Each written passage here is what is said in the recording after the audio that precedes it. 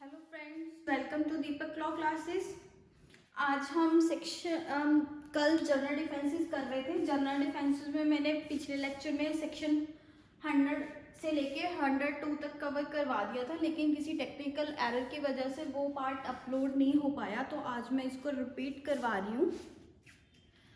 हमने पढ़ा था प्राइवेट डिफेंसेस में कि अगर किसी पर्सन को अपनी लाइफ का, अपने आप को ग्रीवियस हर्ट या हर्ट का खतरा हो, तो वो बंदा कोई भी सामने वाले को नुकसान पहुंचा सकता है। अगर वो ऐसे हालत में अपने आप को बचाने के लिए कोई नुकसान पहुंचा रहा है, तो वहां पे उसका जो एक्ट है वो ऑफेंस की कैटेगरी में नहीं आएगा, बल्कि वो प्राइवेट डिफेंस कहलाएगा। प्राइवेट डिफेंस कहाँ कहाँ अवेलेबल होता है? प्राइवेट डिफेंस एक पर्सन को अपनी खुद की बॉडी और किसी और पर्सन की बॉडी के अगेंस्ट भी अवेलेबल होता है। ऐसा नहीं है कि आपके सामने किसी बंदे के साथ मार पिटाई हो रही है या उसका मर्डर होने वाला है तो आप वहां पे बचा नहीं सकती हैं। वहां पे भी आप अगर उस पर्सन की जान बचाने के लिए सामने वाले पर्सन की डेथ तक कॉज कर देते हैं, then that is also justified under private defences. ठीक है, तो अब सेक्शन 100 में हम देखते हैं कि क्या है उसका title, when the right of private defence of the body extend to causing death.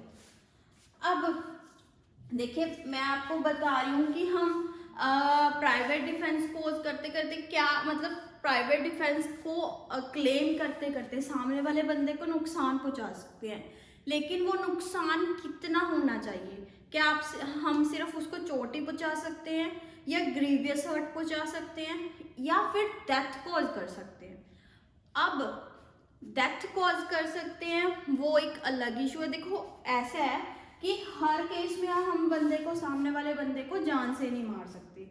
Section 99 में हमने पढ़ा था कि जो जितनी रीजनेबल फोर्स हमें चाहिए, हम उससे ज्यादा फोर्स यूज नहीं कर सकते।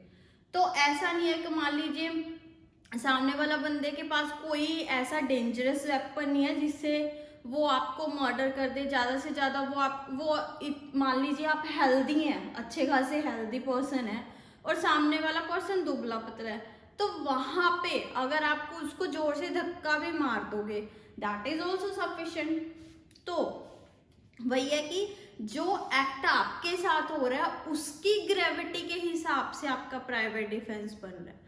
अब हम डेथ कहाँ कहाँ कॉज कर सकते हैं, वो 7 सिचुएशंस बताई हुई हैं। इन 7 सिचुएशंस में हम किसी सामने वाले पर्सन की डेथ तक कॉज कर सकते हैं।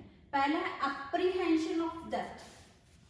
एप्रीहेंशन ऑफ डेथ का मीनिंग क्या है कि अगर हमें ऐसा डर है, और वो रीजनेबल एप्रीहेंशन होना चाहिए। ऐसा नहीं है कि हम अपनी इमेजिनरी वर्ल्ड में जी रहे हैं और हमें लग रहा है कि भाई सामने वाला बंदा मुझे मार देगा, मैं एक सिर्फ इल्यूजन्स तैयार कर रही हूँ। नहीं, रीजनेबल एप्रीहेंशन होना चाहिए, और वहां पे आपके अगेंस्ट असोल्ट हो रहा है और जिसमें कि आपको लग रहा है कि भाई ये अगर मैंने अपने आप को नहीं बचाया तो सामने वाला पर्सन मेरी डेथ कॉज कर देगा।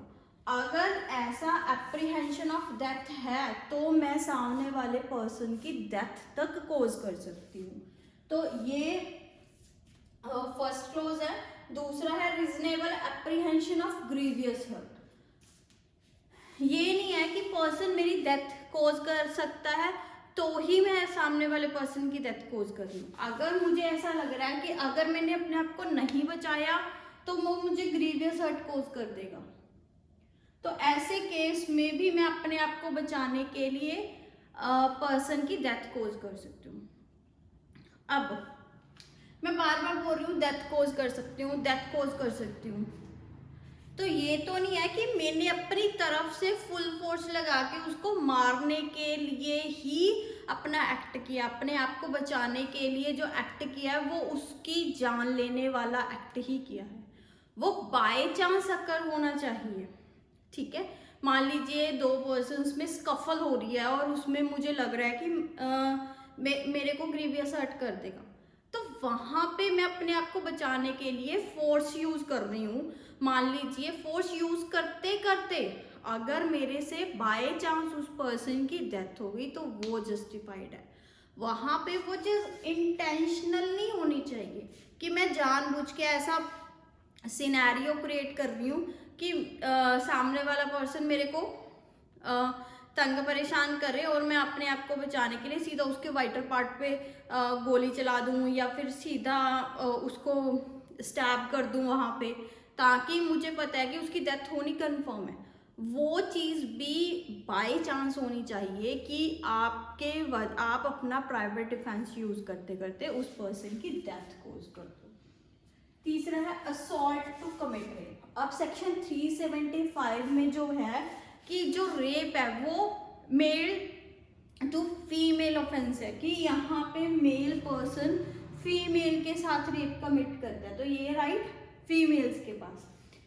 नेक्स्ट है किडनैपिंग और अबडक्शन। अगर मुझे ऐसा लग रहा है कि मेरी किडनैपिंग हो रही है या उसका अटेम्प्ट हो रहा है या अबडक्शन करने की कोशिश की जा रही है, तब भी उस सिचुएशन में I have right to kill that person. Next assault to gratify unnatural lust. अब यहाँ पे मैंने रेप में आपको बताया कि ये मेल टू फीमेल ऑफेंस है। अब यहाँ पे अननेचुरल लस्ट की बात हो रही है। अननेचुरल लस्ट, पहले तो ये है कि अननेचुरल लस्ट जरूरी नहीं है कि ये फीमेल्स के साथ ही हो या मेल्स के साथ ही हो।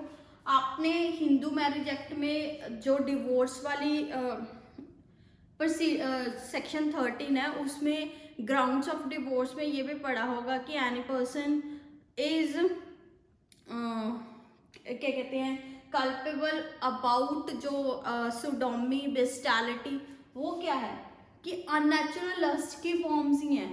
कई बार जो पर्सन्स हैं अगर वो किसी जानवर के साथ भी ऐसा कर रहे हैं तो वहाँ पे वो ऑफेंस तो है, लेकिन आईपीसी में वो मतलब प्राइवेट डिफेंस के राइट को अगर हमने क्लेम करना है तो यहाँ पे ह्यूमन बीइंग्स के अगेंस्ट ही ऑफेंस होना चाहिए। तो यहाँ पे अगर हम अननेचुरल लस्ट है जो, वहाँ पे मेल टू मेल की बात ही होगी, क्योंकि फीमेल्स के साथ अगर कोई भी ऐसा काम हो रहा है तो वो रेप की कैटेगरी में आ जाएगा। अगर कोई मेल पर्सन के साथ ही कुछ सेक्सुअल असॉल्ट करने की कोशिश कर रहा है then that will be cover under unnatural lust. अब अगर कोई मेल पर्सन के अगेंस्ट ऐसा कुछ हो रहा है तो वो अपने आप को बचाने के लिए सामने वाले पर्सन की डेथ कॉज कर सकता है। नेक्स्ट है रॉन्गफुल कन्फाइनमेंट। अगर मुझे रॉन्गफुली कन्फाइन करके रखा हुआ है और मेरे पास पब्लिक अथॉरिटीज़ को अप्रोच करने का टाइम नहीं है या अपॉर्चुनिटी नहीं है, देन वहाँ पे मैं अपने आप को बचाने के लिए पर्सन की डेथ तक कॉज कर सकती हूँ। नेक्स्ट है एसिड अटैक। ओरिजिनली हमारे जो सेक्शन 100 में ये 6 क्लोज ही थे, जो आपने निर्भया केस सुना होगा, उसके बाद से इसमें एसिड अटैक को ऐड किया गया है 2013 अमेंडमेंट के थ्रू। अगर कोई भी पर्सन किसी पे एसिड अटैक करने जा रहा है या अटेम्प्ट कर रहा है तो ऐसे अटैक से बचने के लिए the person has right to kill that person. अब ये 7 सिचुएशंस कवर हो गई। इनके अलावा अगर आईपीसी में कोई भी ह्यूमन बॉडी के अगेंस्ट ऑफेंस हो रहा है तो वहां पे हम डेथ नहीं कॉज कर सकते, हम नुकसान तो बंदे को पहुंचा सकते हैं। मतलब अगर डेथ हो गई, यहाँ पे डेथ हो गई जस्टिफाइड है, वो इस सेक्शन के अंडर कवर हो जाएगी। उस पर्सन जिससे डेथ कॉज हुई है उसको कोई पनिशमेंट नहीं मिलेगी। लेकिन अगर और कोई ऑफेंसेस में डेथ हो गई तो वो चीजें प्राइवेट डिफेंस के दायरे में नहीं आएंगी, वहां पे वो culpable homicide not amounting to murder में चली जाएंगी। वहां पे जो पनिशमेंट है वो मिटिगेट हो जाएगी, लेकिन ऐसा नहीं है कि आपकी नो लायबिलिटी होगी। ठीक है, तो ये 7 कैटेगरीज हैं जहां पे नो लायबिलिटी है। अब ठीक है, और कोई ऑफेंस हो रहा है, हमने डेथ नहीं कॉज की सामने वाले बंदे को, लेकिन और नुकसान हो गया, हर्ट होगी, या ग्रीवियस हर्ट हो गई, तो वो कहाँ जस्टिफाइड होंगे? वो सेक्शन 101 में होंगे। ये क्या कह रहा है? When such right extend to causing harm other than death.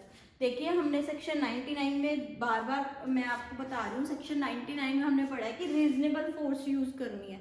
तो हम रीजनेबल फोर्स यूज करते हुए मान लीजिए अपने आप को बचाते बचाते हम डेथ नहीं कॉज कर रहे, लेकिन क्या है, उस बंदे को हर्ट हो गई, ग्रीवियस हर्ट हो गई, तो वो कहाँ जस्टिफाइड है? वो सेक्शन 101 में है।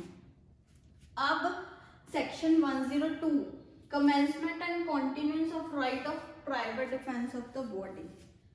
अब क्या है कि ह्यूमन बॉडी के अगेंस्ट हम ये डिफेंस तो क्लेम कर सकते हैं, लेकिन कब तक? हम प्राइवेट डिफेंस को कब तक क्लेम कर सकते हैं? कब आपका राइट शुरू होगा? तो सेक्शन 102 क्या कह रहा है कि जैसे ही हमारे को डेंजर, मतलब हमें लगने लग गया कि हमारे साथ ऐसा कुछ हो सकता है, उसी टाइम से हमारा ये राइट बिगन हो जाता है। और जैसे ही वो चीज खत्म हो गई, उतने टाइम तक तो वो कंटिन्यू रहेगा। जैसे ही वो डर खत्म हो गया, उतने टाइम के बाद आपका ये राइट भी खत्म हो जाता है। मान लीजिए यहाँ पे दो पर्सन हैं, ए एंड बी, ठीक है। ए बी को असॉल्ट कर रहा है,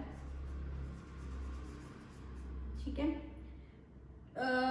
किसी बात वजह से उनकी लड़ाई हो गई थी और इतना ज्यादा मार पीट रहा है कि बी को लग रहा है कि ये अगर मैंने अपने आप को नहीं बचाया तो ये मेरे को मार डालेगा या मेरे को कोई भी नुकसान पहुंचा सकता है। अब जितने टाइम तक, मान लीजिए इनकी लड़ाई 11 बजे शुरू हुई थी और 11:30 बज गए, तब तक ए बी की मार पिटाई कर ही रहा है। अब यहाँ पे 11 से 11:30 तक, ठीक है, तो बी का राइट, जैसे 11 लड़ाई शुरू हुई, बी का राइट कमेंस हो गया।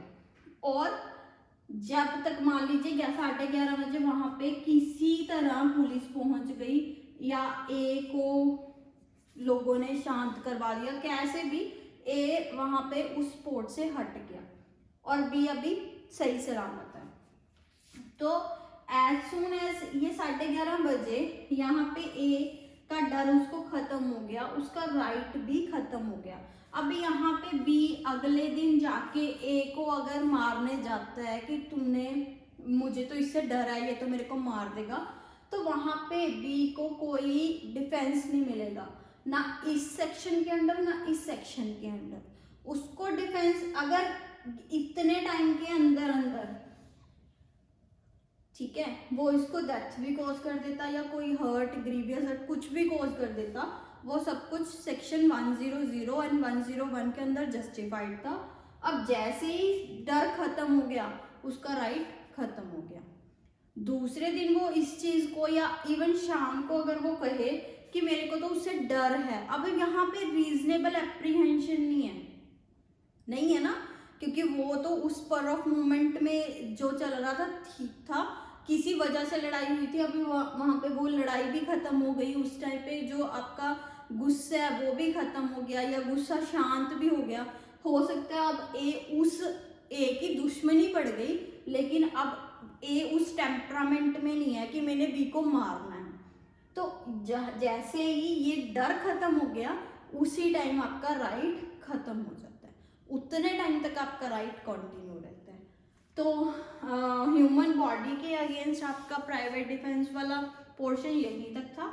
नेक्स्ट 103, 104 एंड 105 है जो वो private defence related to property. अब प्रॉपर्टी के रिलेटेड आपका डेथ कॉज करने का राइट किन हालातों में है, वो कब तक शुरू हो सकता है, कब शुरू होगा, कब खत्म होगा, और आप डेथ के अलावा कोई और नुकसान कब कर सकते हो, वो सब कुछ 102, 103 एंड 104 में है। अभी हम नेक्स्ट पार्ट वही करेंगे। यहाँ पे अगर हम अपनी प्रॉपर्टी को बचाते बचाते किसी पर्सन की डेथ कब कॉज कर सकते हैं, देखिए फ्रेंड्स, पहले हमने सेक्शन 100, 101 एंड 102 किया था, जिसमें हमने ह्यूमन बॉडी के अगेंस्ट अपने प्राइवेट डिफेंस को क्लेम किया था। अब यहाँ पे हम प्रॉपर्टी की बात कर रहे हैं। जैसे ह्यूमन बॉडी अपनी खुद की भी बॉडी हो सकती है, या किसी और की किसी और पर्सन को बचाते हुए भी हम प्राइवेट डिफेंस क्लेम कर सकते हैं। ऐसे ही प्रॉपर्टी मूवेबल या इमूवेबल दोनों तरह की हो सकती है, पहली चीज। और दूसरी, प्रॉपर्टी अपनी या किसी और की भी हो सकती है। अब यहाँ पे हम डेथ कब कोज कर सकते हैं? तो या तो अगर प्रॉपर्टी में रॉबरी का डर है, ठीक है, यहाँ पे वही है कि अगर हमें अपनी प्रॉपर्टी या किसी और की प्रॉपर्टी को बचाना है, तो वहां पे हमें लग रहा है कि जिस बंदे को हम नुकसान पहुंचाने वाले हैं वो बंदा हमारी प्रॉपर्टी में रॉबरी कर रहा है, या वो हाउस ब्रेकिंग बाय नाइट कर रहा है, या मिसचीफ बाय फायर कर रहा है, या वो हमारी प्रॉपर्टी की चोरी करना चाह रहा है, या वो हमारे घर में ट्रेसपास कर रहा है, हाउस ट्रेसपास कर रहा है। तो अगर कोई पर्सन किसी और की प्रॉपर्टी के साथ ऐसा कुछ कर रहा है, तो जिसकी प्रॉपर्टी के साथ वो पर्टिकुलर पर्सन ऐसा कुछ कर रहा है, उसके पास राइट है कि वो अपनी प्रॉपर्टी को बचाने के लिए इस पर्सन की डेथ तक कोज करे। अब नेक्स्ट है, when such right extends to causing harm other than death. वही कि इन ऑफेंसेस में तो अगर हम सामने वाले पर्सन की डेथ कोज कर देंगे तो वो भी जस्टिफाइड है। अदरवाइज अगर प्रॉपर्टी के अगेंस्ट और ऑफेंसेस हो रहे हैं जो कि इनकी कैटेगरी में नहीं आ रहे, तो वहां पे हम पर्सन को नुकसान तो पहुंचा सकते हैं लेकिन उसकी डेथ नहीं कोज कर सकते। तो अगर हम और कोई ऑफेंस हो रहा है और वहां पे हमने बंदे को हर्ट या ग्रीवियस हर्ट कुछ भी कर दिया, वो कौन से सेक्शन में जस्टिफाइड होएगा? वो सेक्शन 104 में जस्टिफाइड होएगा। और जिस बंदे ने नुकसान पहुंचाया है वो सेक्शन 104 में अपना प्राइवेट डिफेंस क्लेम कर सकते हैं। अब इसका नेक्स्ट सेक्शन है 105, commencement and continuance of right of private defence. अब जैसे कि हमने ह्यूमन बॉडी के अगेंस्ट प्राइवेट डिफेंस को देखा था कि वो कब शुरू होता है, कब खत्म होता है, ऐसे ही प्रॉपर्टी के अगेंस्ट हमारा जो प्राइवेट डिफेंस है वो उस टाइम पे शुरू होगा जब हमें डर है कि एप्रीहेंशन है कि हमारी प्रॉपर्टी को नुकसान पहुंचाया जा रहा है। यहाँ पे क्या है कि प्राइवेट डिफेंस का जो राइट है वो एक्चुअल क्राइम होने से पहले भी शुरू हो जाएगा। यहाँ पे actual danger to property is not necessary. अगर हमें रीजनेबल एप्रीहेंशन है कि भाई हमारी प्रॉपर्टी के साथ ऐसा कुछ हो सकता है, तो वहां पे हमारा राइट उसी टाइम पे स्टार्ट हो जाएगा। इसमें अलग अलग क्लॉजेस दिए हुए हैं कि हमारा राइट कब तक कंटिन्यू रहेगा। अब जैसे कि सेकंड क्लॉज में है कि जो प्राइवेट डिफेंस है प्रॉपर्टी के अगेंस्ट, वो थेफ्ट के केस में कब तक कंटिन्यू रहता है? जब तक जो प्रॉपर्टी है वो रिट्रीट नहीं हो जाती या पब्लिक अथॉरिटीज की असिस्टेंस को हम ऑब्टेन नहीं कर लेते या प्रॉपर्टी रिकवर बैक नहीं हो जाती। अब यहाँ पे हमने रिट्रीट का मीनिंग देखना है। देखिए हम ये तो समझ गए कि या तो पब्लिक अथॉरिटीज की असिस्टेंस, वो भी क्लियर है, या प्रॉपर्टी रिकवर नहीं हो जाती तब वो भी क्लियर है। अब रिट्रीट विद प्रॉपर्टी का मीनिंग क्या है कि यहाँ पे जब जो थीफ है, जो जिसने हमारे घर में चोरी की है, अगर वो अपनी फाइनल डेस्टिनेशन में पहुंच गया तब तक हमारा जो राइट ऑफ प्राइवेट डिफेंस है वो कंटिन्यू रहता है। नेक्स्ट है रॉबरी के अगेंस्ट हमारा प्राइवेट डिफेंस कब तक कंटिन्यू रहेगा? जब तक हम जो रॉबरी का ऑफेंस होता क्या है, वो थेफ्ट की ही एक ग्रेवर फॉर्म होती है, ठीक है, लेकिन उसमें इंस्टेंट डेथ या इंस्टेंट हर्ट का डर रहता है, ठीक है। तो जा तो वो पर्सन किसी की डेथ कोज कर रहा है या हर्ट कर रहा है या रॉन्गफुल कन्फाइनमेंट कर रहा है, या अगर इंस्टेंट डेथ का डर है तो जहाँ पे वो इंस्टेंट डेथ का डर जब तक बना हुआ है तब तक हमारा राइट कंटिन्यू रहेगा। वही मैंने आपको जैसे पिछले में एग्जांपल दी थी, मान लीजिए यहाँ पे ए इसके घर में चोरी करने आया, ठीक है।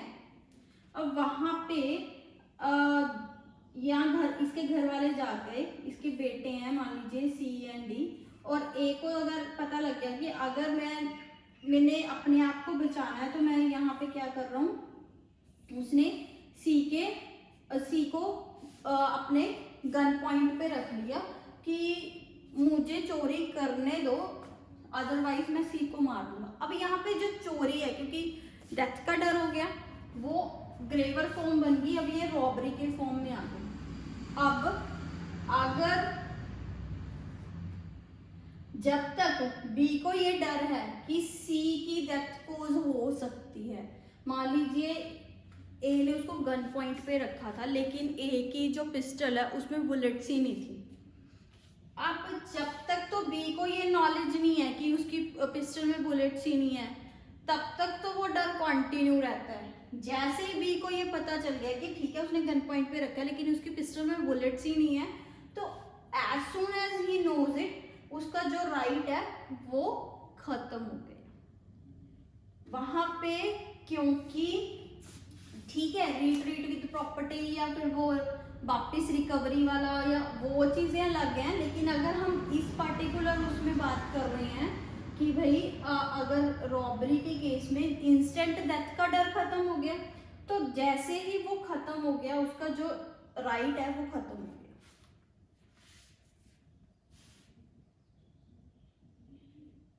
नेक्स्ट है कि क्रिमिनल ट्रेसपास के केस में the person in possession of property has right of private defense as long as the trespass continue। अब इसी एग्जांपल को देखते हैं। मैंने कहा कि राइट खत्म हो गया, अब ये इसके घर में आया हुआ है तो इसकी मर्जी के बिना आया हुआ है, ये ट्रेसपास भी है, तो जब तक ये ट्रेसपास कंटिन्यू रहती है तब तक इसके पास राइट है। नेक्स्ट है according to this clause the right of private defense according to house breaking continue only so long as the house trespass continues। अब देखिए हाउस ब्रेकिंग वाला क्या है कि हाउस ब्रेकिंग करके बंदा करेगा क्या, वो हाउस ट्रेसपास ही करेगा।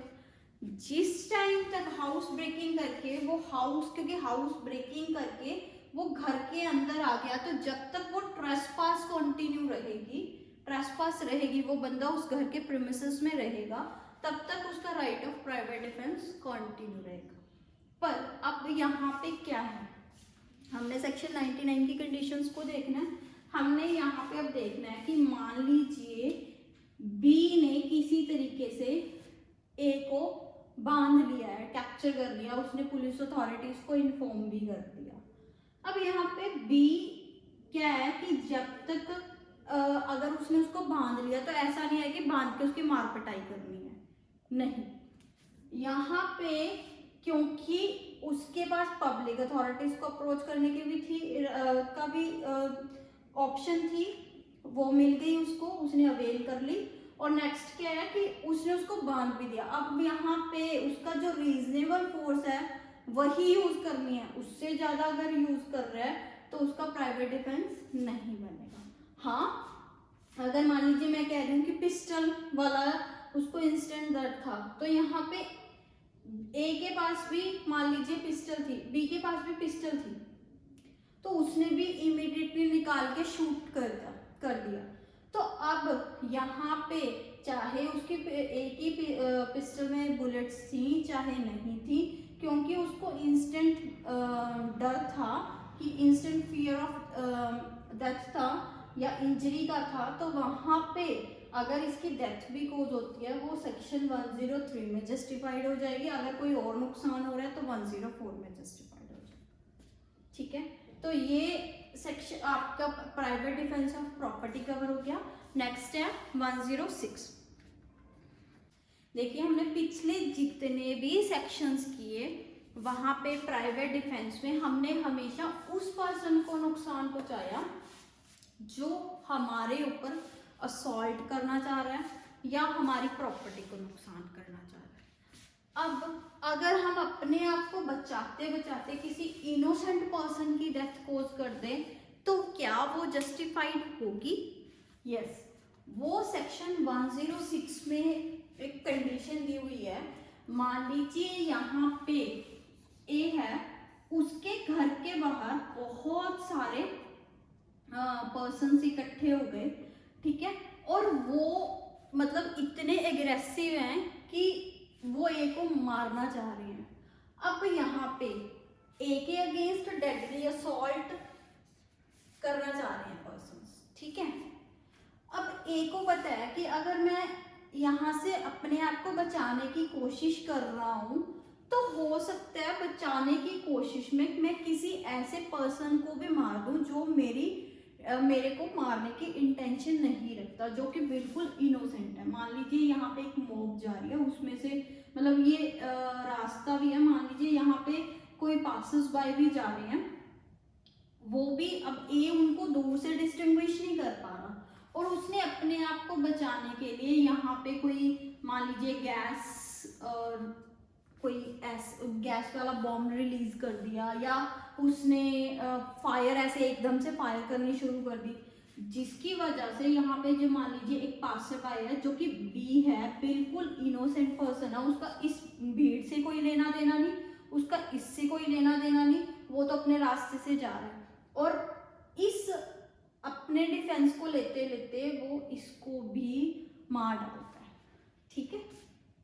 तो अब यहाँ पे ए का इन पर्सन्स को मारने का तो वो जस्टिफाइड हो जाएगा सेक्शन 100 में। अब यहाँ पे बी जो इनोसेंट है उसको कोई लेना नहीं देना नहीं, इनसे भी नहीं इनसे भी नहीं, तो क्या बी की डेथ यहाँ पे जस्टिफाइड होगी? यस, वो 106 में जस्टिफाइड होगी। अगर इनोसेंट पर्सन को भी हार्म पहुंच जाता है अपने आप को डेडली असॉल्ट से बचाने के लिए तो सेक्शन 106 के अकॉर्डिंगली ए की नो लायबिलिटी। अब यहाँ पे ए की क्या है? नो लायबिलिटी है। ऐसा नहीं है कि वो culpable homicide not amounting to murder में चला जाएगा, नहीं, इसकी नो लायबिलिटी, ठीक है। That's all for general defences. अभी हम जनरल डिफेंसेस जितने भी हमने जनरल डिफेंसेस किए हैं एक पर्टिकुलर डे हम उसके सारे केसेस को इन डिटेल करेंगे, लेकिन आज के लिए इतना ही। आई होप आपको हमारा आज का लेक्चर पसंद आया होगा। अगर आपको हमारा लेक्चर पसंद आए तो प्लीज़ इसे लाइक करें और ज़्यादा से ज़्यादा शेयर करें और हमारे चैनल को सब्सक्राइब करें। Thank you.